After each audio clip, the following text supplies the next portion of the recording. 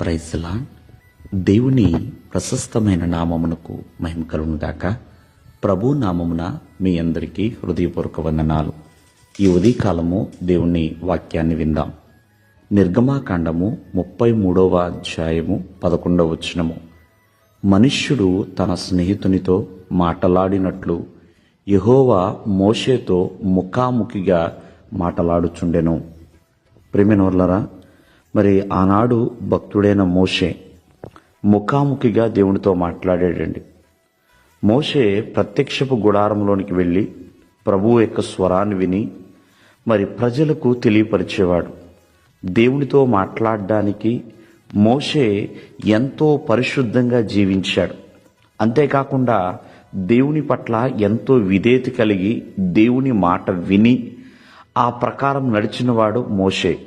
దేవుడు మోషేతో, మీరు లోబడనల్లని ప్రజలు గనుక నేను మీతో కూడా రాను, మరి త్రోవలో మిమ్మల్ని సంహరిస్తాను అని ఇశ్రాయేలుతో చెప్పుమని మోషే చెప్పినప్పుడు, ప్రియమైన వర్లరా, మోషే ఏమంటాడో తెలుసా? ఆ విషయాన్ని అలా చెప్పడండి.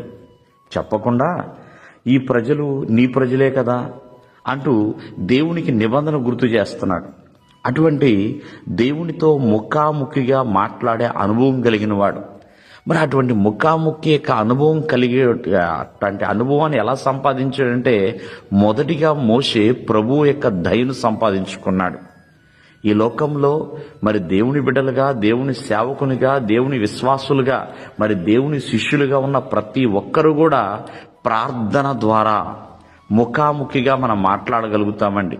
కాబట్టి మనము దేవుని సన్నిధిలో మోకరించి ప్రార్థిస్తే దేవుడు పరలోకము నుండి దిగి వస్తాడండి.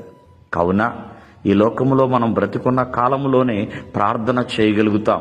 కాబట్టి ఆ వాక్యాన్ని విని ఆ ప్రకారము జీవించగలుగుతాం.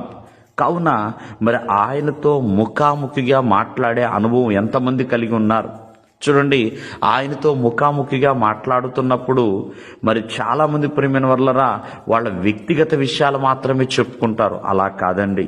నీ కుటుంబం కొరకు ప్రార్థించు, నీ రక్త సంబంధికుల కొరకు ప్రార్థించు.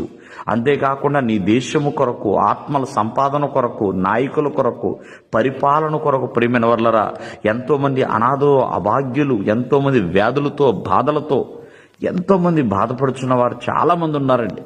మరి వారందరితో కూడా ప్రభు యొక్క పాదాల యొద్ద మనం ప్రార్థించవలసిన భారం ఉన్నదండి, బాధ్యత ఉన్నది. కావున ముఖాముఖిగా దేవునితో మాట్లాడే అనుభవాన్ని కలిగి ఉండు. దేవుడి మిమ్మల్ని ఆశీర్వదించునుగాక. ఆమేన్.